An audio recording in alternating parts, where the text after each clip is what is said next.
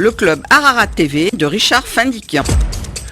Sortie de l'Arménienne de Gaïa Guérian aux éditions XO. Gaïa Guérian est en duplex avec nous. Gaïa Guérian, bonjour. Bonjour.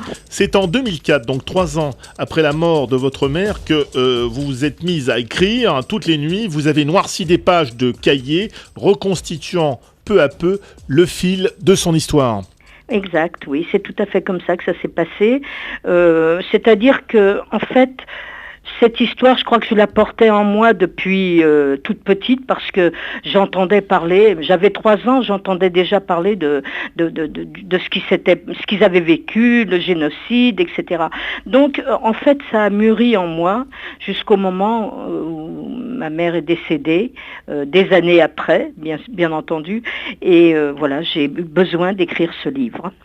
Alors, en racontant l'incroyable histoire de votre grand-mère et de votre mère, vous révélez la cruauté terrifiante du génocide arménien et vous montrez aussi qu'avec le plus lourd des héritages, on peut embrasser la vie. Absolument. En fait, dans mon livre, j'écris l'histoire, mais ce qu'on devient nous après. Parce qu'il faut vivre avec ce génocide. Nous, on a entendu parler, on n'a pas vécu, mais vraiment, moi, je l'ai porté en moi, ce génocide. Donc aujourd'hui, c'est ce qu'on devient après un génocide. Alors pourquoi justement avoir voulu raconter le destin de votre mère et de votre grand-mère ? En fait, j'ai voulu le raconter, je l'ai raconté tout simplement parce que c'était aussi un destin un peu exceptionnel. Vous savez, quand on noie 300 enfants à Trébizonde, le lieu de naissance de ma mère et de ma grand-mère, c'est tout à fait par hasard qu'elle a été sauvée. Elle a été sauvée par un Turc qui travaillait chez mon grand-père, donc voilà, il avait des relations humaines avec lui, il n'a pas pu mettre sa petite fille dans les sacs où on les mettait, il l'a cachée et elle a été sauvée une première fois par un Turc quand même, il faut le dire.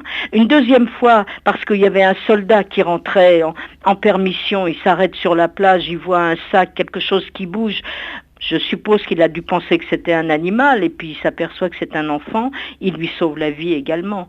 Donc je veux dire que c'est une succession de bonnes actions finalement. C'est sûr que ce génocide a été très dur, très lourd, mais la preuve, elle s'en est sortie, alors que ma grand-mère, elle, est partie en exode, et là ça a été l'horreur parce qu'elle était enceinte, elle a accouché en route, ça a été l'horreur, je le décris, mais il faut dépasser ces 20 premières pages parce que après ce qu'elles deviennent, elles aussi, avec ce génocide. Ma grand-mère ne s'en est jamais remise. Mais ma mère était une femme gaie, était une femme, comment vous dire, elle avait toujours des projets, il fallait toujours faire quelque chose. Elle aimait rire, s'amuser. C'était pas quelqu'un de... Malgré tout, elle a bien vécu quand même. Alors on est au cœur de l'histoire avec un grand H. Tout commence à l'été 1915 à Trébizonde, la ville de naissance de votre mère. Oui. Oui, et alors, pour raconter l'horreur de ce génocide, au-delà du récit familial, à la recherche d'une grande documentation, vous avez réalisé, on peut le dire, une véritable enquête. Ah oui, tout à fait, parce que d'abord, Trébizonde, en dehors de la mer Noire, je connaissais rien. On m'avait dit que mes arrière-grands-parents avaient 2 grandes maisons qui étaient reliées par un pont. J'ai cherché dans tous les livres, parce que 2 grandes maisons reliées par un pont, il devait pas y en avoir beaucoup. Mais un des cousins de mon grand-père, je l'ai connu, lui, il m'a dit, on mettait 3 heures pour faire le tour du terrain de tes grands-parents.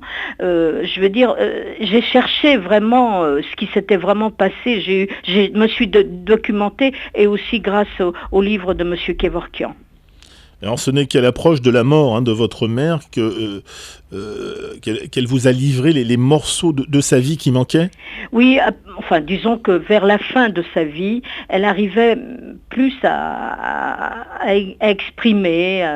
On avait l'impression qu'elle voulait pas que ça parte avec elle. Alors, votre ouvrage, Gaïa Guérian, c'est l'histoire d'un indestructible fil de vie de mère en fille. Oui, absolument. Entre ma grand-mère et ma mère et moi, et maintenant entre moi et ma nièce, qui avait promis à sa grand-mère un jour qu'elle avait 12 ans, Nani, tu verras, je serai avocate et je défendrai la cause arménienne, je te le promets. Elle est avocate aujourd'hui. Gaïa Guérian, 2015, donc année du centenaire du génocide. Comment avez-vous vécu cette année de commémoration ? Vous savez, pour nous, c'est dur parce que on revient en arrière et ce qu'on entend, c'est pas, disons qu'on se dit comment ils ont pu survivre, comment ils ont pu faire pour arriver à autre chose après et refaire sa vie. Mais bon, je crois qu'il faut le faire. Il faut. Ça fait 100 ans. Ce n'est pas reconnu. Un jour ou l'autre, il faudra le reconnaître. Ça, c'est indispensable. Et ne serait-ce que pour leurs souvenirs, ne serait-ce que pour tout ce qu'ils ont fait, tout ce qu'ils ont laissé, il faut absolument que la Turquie reconnaisse le génocide arménien. Alors un livre très important, un document impressionnant sur le génocide arménien, comme l'a souligné Michel Drucker dans son émission Vivement dimanche prochain.